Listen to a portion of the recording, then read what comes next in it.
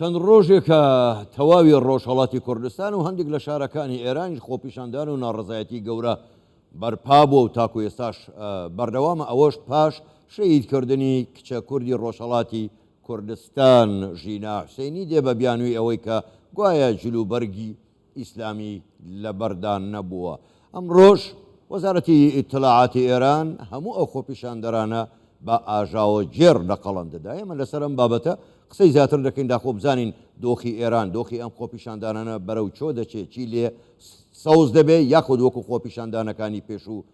سەرکوت دەکرێن بە میوانداری زۆر بەڕێز شاروخ حەسەنزادە بەرپرسی ناوەندی مافی مرۆڤ بۆ ڕۆژهەڵاتی کوردستان ڕاستەوخۆ لە ستۆدیۆ لە لامان میوانە. کاک شاروخ زۆر بەخێر بی، سپاس بۆ بەشداریکردنتان لەگەڵمان. بەجددی بەو پرسیارە دەست پێ بکەین. من هەردوو دوو پرسیار بە یکەم بە یەک پرسیار خۆپیشاندانەکان لە چەند شار بە پێی زانیاریەکانی ئێوە بەردەوامن و جیاوازی نێوان ئەم خۆپیشاندانە و خۆپیشاندانەکانی پێشوو چییە؟ سڵاو و سپاس بۆ جەنابەت و بینەرانی بەڕێز. ئێمە لە ناوەندی مافی مرۆڤ بۆ ڕۆژهەڵاتی کوردستان لە ماوەی 6 ڕۆژی ڕابردوودا بەردەوام لەسەر خەتبوونی لەگەڵ خەڵکی خۆمان لەگەڵ هاوکارانمان ئەوەندەی کە زانیاریەکان بۆ ئێمە هاتووە باس لەوە دەکرێت کە 24 شاری گەورە لە ڕۆژهەڵاتی کوردستان لە هەر چوار پارێزگای ورمێ، سنا، کرماشا و ئیلام بە شێوەیەکی سڕوپڕ و جۆراوجۆر لێوەدا چالاکی و خۆپیشاندان و احترازات و ناڕزایەتی هەبووە. لەو ماوەیەدا لە ماوەی ئەو 6 ڕۆژەیدا ئەگە بم هەوێ ئامارێکی دەقیقتان عرض بکەم هەتا 1 سەعات لەمەوبەر کە ئێمە ئامارمان گرتبوو، ئێمە لەو ماوەیەدا لەو 24 شارەدا 17 کەس لە نیشتمانیانمان لە ڕۆژهەڵاتی کوردستان بەداخەوە بە تەقەی ڕاستەوخۆی هێزانە ئەمنیەتەکان گیانی خۆیان لەدەستاوە. هەر لەو ماوەیەدا لەو ماوەی 6 ڕۆژەیدا زیاتر لە 800 کەس بریندارمان هەیە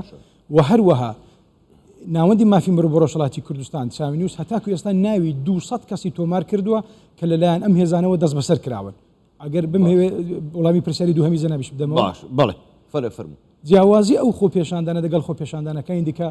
ئەوە پرسیارێکی زۆر لە زیێ خۆیدا و بەجێیە. لە ماوەی چەند ساڵی ڕابردوودا ئێمە بە تایبەتی دوای بزوتنەوەی سەوز ئێمە کۆمەڵێک خۆپیشاندان و کۆمەڵێک بزوتنەوە و سەرهەڵدانی تر لە ڕۆژهەڵاتی کوردستان و بە تایبەتی لە ئاستی ئێراندا دروست بوون. بەڵام جیاوازیەکە لەوەیدایە کە ئەم جارە یەکەم ڕادەی زۆری بەشداری ژنان لە شەقامەکاندا بەرچاوە، دووهەم خوێندکاران بۆ جارێکی تر دوای کوی ئەوەی کە بە کوی دانیشگا ناسراوە لە ئێران لە ساڵی 1378 هاتنە دەرێ دوای ئەو تقریبان کەم کرا بە ئەو دەنگی خوێندکاران جارشتی خوێندکاران هاتوونەوە مەیدان. و خاڵی هەمیش کە دەبێ ئەمە ئاماژەی پێ بکەین ئەوەیە کە نەتەوەکانی تری ئێران بۆ پشتیوانی لە کوردستان هاتوونە مەیدان. ئەنی ئەگە چاو لێ دەکەین لە تەورێز خۆپیشاندانە لە ئیسفەهان، لە شیراز، لە ئەهواز، لە زۆربەی شارەکانی تر لە شمالی ئێران، لە ڕاشت، لە مازەندەران خۆپیشاندان دەستیان پێکردەوە واتە هەمەگیر بووە. هەر هەمویان بە پشتیوانی لە کوردستان هاتوونە سەرخەت و ئەوە جیاوازەکەی پەیوەندیان کرد. کاک شاروخ من دەمەوێت زیاتر لەسەر ئەوە بپرسم یا لەسەر ئەوە ڕاوەستم بۆچی ژمارەی قوربانیان کوژراوەکان لە ڕۆژهەڵاتی کوردستان زیاترە لە چاوێران؟ ڕنگ بە زۆر زار ئێمەش ئەو پرسیارەمان بۆ هات پیتە پێشەکە بەڕاستی بۆچی ئەگەر بەپێ ئەو گرتووی دویانەی کە ئێمە دەیان بین بەپێ ئەو قسانێکی ئێمە لەگەڵ خەڵکی خۆمان لە نێوخۆ هەمانە ئەو ڕۆژانە گرتیە ڤیدیۆیەک لە تاران بڵاو بۆەوە یەکێک لە پۆلیسەکان بە شۆکەری کارەبایی شۆکەری بەرقی دەگەڵ خۆپیشاندەران لە پێشان ڕاوەستا بوو دەیویست نهێڵن چالاکی بکەن، بەڵام ئەو شۆکێرە بەرقیە لە ڕۆژهەڵاتی کوردستان لە شارەکانی شنۆ، پیرانشار، سنە، کرماشا، ئیلام جێگای خۆیدا و بە کەلاشینکۆڤ بە تاپەڕ بەداخەوە لە ڕۆژهەڵاتی کوردستان ئێستا وەکو مەیدانی شەڕی لێ هاتوو بەشێک لە شارەکانی ڕۆژهەڵاتی کوردستان. ئەگەر من زۆر بە کورتی باس لە دوو شاری تەنیا شنۆ و پیرانشار بکەم تەنانەت زۆرێک لە شارەکانی دیکەش ئێستا وەکو مەیدانی شەڕیان لێ هاتووە. بۆ ئاگاداریتان هەر ئێستا کە من لە خزمەت جەنابەت داما و قسە دەکەین بۆ بینەرانی بەڕێز شاری شنۆ بە تەواوەتی مانگرتن دەستی پێکردووە، لە پیرانشار بە هەمان شێوە، لە مەهاباد بە هەمان شێوە دوکان و بازار داخراون و خەڵک بانگەوازی ئەوان داوە کە دیسان جارشتی کە لە سەعاتەکانی داهاتوودا خۆپیشاندان دەست پێ دەکەنەوە. یعنی دەمهوێ بڵم خەڵکی ڕۆژهەڵاتی کوردستان جیاوازەکە لەوەیدایە کە حکوومەتی کۆماری ئیسلامیێران بە درێژایی 43 ساڵی ڕابردوودا بە چاوی ئەمنیەتی ڕوانیویتە پرسی کوردستان. باش کاک شاروخ، یعنی من دەمەوێت بزانم ئێوە خۆتان یعنی چی هەوڵێکتان داوە بۆ بە نێودەوڵەتیکردنی کەیسی ژینا حوسێنی چی هەوڵێکتان داوە؟ دوای بەناساندنی کەیسی ژینا ئەمینی هاونیشتمانی خەڵکی سەقەز دواتریش ئەو خۆپیشاندان و ئەو هەموو پێشێلکارانی بەردەوام و ڕۆژانەی مافی مرۆڤ لەلایەن هێزە سەرکوتکەرەکانی ڕژیمی کۆماری ئیسلامی ئێران ئێمە بە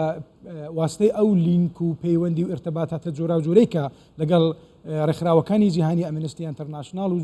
کۆمەڵک لە ڕێکخراوەکانی تر ڕەنگ بێرە نەتوانم هەن نێوەی هەمان بێنم لە وڵاتانی ڕۆژئاوایی پەیوەندیمان گرتووە و ڕۆژانە راپۆرتی ئەو پێشەلکارانە پێیان دەدەینەوە بەخۆشیەوە هیندێک کارساز بووە بەڵام ئەم کارسازی هەر لە ڕێگەی محکومکردن بووە بۆ وێنە بەڕێز جاویدی ڕەحمان ڕپۆرتەری تایبەتی ڕەوشی مافی مرۆڤ لە ئێران هاتووە سەرخەد و ئەوەی محکوم کردو زۆر بەتوندی داوایان کردو لە شوڕای بەرزی مافی مرۆڤ لە نەتەوەیە گرتوەکان ئەو کەیسە بێنە بەرباس و زۆرێک لە وڵاتانی شاتونە سەرخەد ئێمە تەنیا وەکو ناوەندی مافی مرۆڤ ئەوەمان لە دەستی هاتوو کردوشمانە بەردەوام ئێمە هەواڵ و زانیارەکانمان بڵاو دەکەینەوە ئەو گرتە ڤیددیویانە ڕادەی جیراوان شەهیدان ئەوانەی کە جانی خۆیان بەخت کردەوە بریندارەکان بەجووی هەموو دنیا دەگەین لە ڕێگای سوسیال میدیا و بە هەر شێوازێک کە بۆمان بکرێ ئێمە هەوڵ دەدەین کەم کەیسە بە جیهانی بکەین. زۆر باشە کاک شاروخ پێ دوایە ئارەسەی ئەم خۆپیشانانە ئەگەر بەردەوام بێ بە چ لایەکدا دەڕوە؟ تەبیعەتەن ئەوە پرسیارێکی زۆر سەخت و قورسە ئێمە بەپێی ئەو لانی کەم لە ماوەی 15 ساڵی ئەخیر ئەو خۆپێشاندان و ناڕزاتنی کە لێران هەبووە بەداخەوەی دیاردەیەکی زۆر سەیر هەبووە ئەوەیە کە ئینتەرنێت قەتع دەکرێت خود دەکرێت ئینتەرنێت دەپسڕێ و لە کاتی ئینتەرنێت پسراندا کارەسات دەخەونێ ئێمە لە ساڵی 96 و 98 هەتاوی دیتمان کە کاتێک ئینتەرنێت قەتعکرا لەلایەن ڕژیمی کۆماری ئیسلامی ئێرانەوە 1500 کەس کوژرا و ئەو مەترسیە هەیە ئەگەر ڕێژیم بیهێوێ بەم شێوازە ئینتەرنێت قەتکا کە ئێستا من لە خزمەتی وەدامە بەشی هەرە زۆری شارەکانی ئێران و بە تایبەتی کوردستان ئینتەرنێت پسراوە ئەو مەترسیە هەیە کە سەرکوتیی بێبزانە دەست پێ بکە کارەساتێکی مرۆیی ڕوو بدە بۆیە لەو ئەگەرەدا ڕنگ بەداخەوە بڵم وەکو جارانی ڕابردوو ئەم سەر هەڵدانش بنیشیتەوە بەڵام جیاوازەکەی کار وەکو عەرزمکردن ئەوەیە کە ئێستا ئێران یەک پارچە هەستاویتەوە بۆیە ڕنگ بێن نەکرێ ئەو هەمە خەڵکە ئەوە بە ئاسانی سەرکوت بکرێ ئەم پێم وابی ئەگەر درێژەی هەبی ئەگەر خەڵک خۆراگربی لە شەقامدا بمێنەوە و ئەگەر وڵاتانی دموکراتیک و ئازاد کە باز دەکەن باز لە پشتیوانی خەڵک دەکەن ئەوانە پشتیوانەکانیان سەرتر بکەنەوە واوەی کە ئێلان ماسک لە هەواڵەکانی ئێوەشدا باس کرا هەوڵ بدا کە ئینتەرنێتی ڕایگان بۆ خەڵک دابیم کام دڵنیامە ئەم سەر هەڵدانە سەرکەوتوو دەبیت.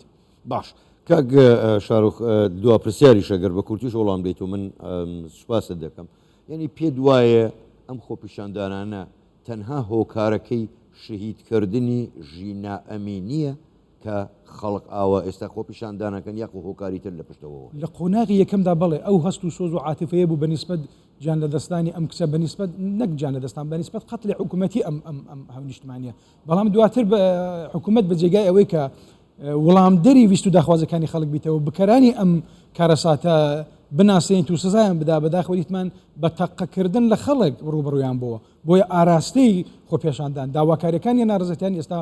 چەندان بووە و ئەوان بەڕاستی ئێستا بە پێی دروشمەکان ئەگە بمانێ وەکو فاکت بینینەوە داواکاری ڕوخانی ئەم ڕژیمانە بەڵام ببوورە ئەگەرچی وتشم دوا پرسیار بەڵام بەخۆت لە هەواڵەکان ئەگەدار بێ وەزارەتی ئیتلاعاتی ئێران دەڵێ ئەوانە جێرە شێوێنی ناو ئێران و دەرەوەی ئێران لەسەر ئەمە دەڵێت 33 ساڵە ئەو قسانە پاتە دەبنەوە ئەو قسانە بەردەوام سواویتنەوە ئەوەندە پاتە بوتنەوە خەڵک هەموو ئەوانە دەزانی هەموو ئەو قسانیان لەبەرە هەموو خەڵک دەزانیت ژینا چی کوشتی خۆ خەڵک نەیکوش خۆ دژە شۆڕژ نەیکوش ژینا بۆ خۆیان کوشتیان و بۆ خۆیان من و زمینەی و دەرفەتی ئەویان ڕەخسان بۆیە کە خەڵک بێنە سەر شەقام بە جێگای ئەوەی کە وەڵامدەری ویست و داخوازی ڕەواکانی خەڵک بن بەڵام تەقە لە خەڵک دەکەن خەڵک دەکوژن خەڵک لە مەیدانی خەباتی مەدەنیدا کە بە شێوازێکی ئەو پەڕی ئاشتیانە و بە شێوازێکی ئەو پەڕی مەدەنی خۆپێشان دەکەن خەڵک دەکوژن ئەوان بم کە بوونە هۆکاری ئەوەی کە بگاتە ئەو قۆناغی و ئێستا مەترسی لەسەر کارنەمانی ئەم ڕژیمە بەجددی لە ئارادا هەیە ینی پێ دوای ینی بمبورە کاک شاروخ پرسیار دیارە لە قسەکانی جەنابەت پرسیاری تر دێنە پێشە ئەنی چاوەڕێی چی دەکەن لە ئێران پێ دوایە خۆپیشاندانانە بەردەوام دەبێت یاخود بە ئاسانی سەرکوت دەبێت وەکو چاوەڕێ ئێمە وەکو چالاکانی مەدەنی و چالاکانی ڕێکخراوی مافی مرۆڤ ئێمە پێمان وا دەبی هەموو پرەنسیپ و بەها مافی مرۆڤیەکان کە لە قوانینی بینالملل داهاتونە لە زارنامەی جیهانی مافی مرۆڤ داهاتونە لە ئێران ئەوانە وەکو بخۆشان پەسەندیان کرد جالب ئەوەیە بەڵام ئەوانە پەیرەو بکرێن ئەو ستانداردانە پەیرەو بکرێن و بەپێی ئەو ستانداردانەش تەبیعەتەن نابێ ئەم ڕژیمە هەبێت بەڵام کاک شاروخ ببوورە ینی بەرژەوەندیە ئابوووریەکان و بەرژەوەندی سیاسیەکان زۆر جار لە سەر و بەرژەوەندەکانی ترەوە بێ ئەوە ڕەنگەوە نەگونجێ لەگەڵەوە ڕوانگەی من ڕوانگەیەکی مافە مرۆڤانەیە تەبیعەتەن بە ڕوانگە قسە دەکەم بەڵام بەداخەوەی جەنابەت دەفەرمە ڕاستە هەر دوێنێ ئێمە دیتمان کە بەداخەوە ئاغای ڕئیسی لە نەتەوەیە گرتوەکان سوخاڕانی هەبوو وتاری هەبوو لەگەڵەوەی کە کۆمەڵێک لە ئەم ڕێکخراوانەیدا کە کارم مافی مرۆڤ داوایان کرد بوو بەجددی کە لە ئەمریکا کە ئاغای ڕئیسی لێوێ تەشریفی نەستەوێ و ئیزازەوێ پێ ویزای پێ نەدەن بەداخەوە دیتمان کەواتە ئەو ئێتیکەیتێ سیاسی و دیپلۆماسی و ئەو بەرژەوەندیە جۆرا و جۆرانە و ژێر بە ژێرانێک کە لە پشتی پەردە دەکرێن بەداخەوە مافی مرۆڤ بووتە قوربانی ئەمە.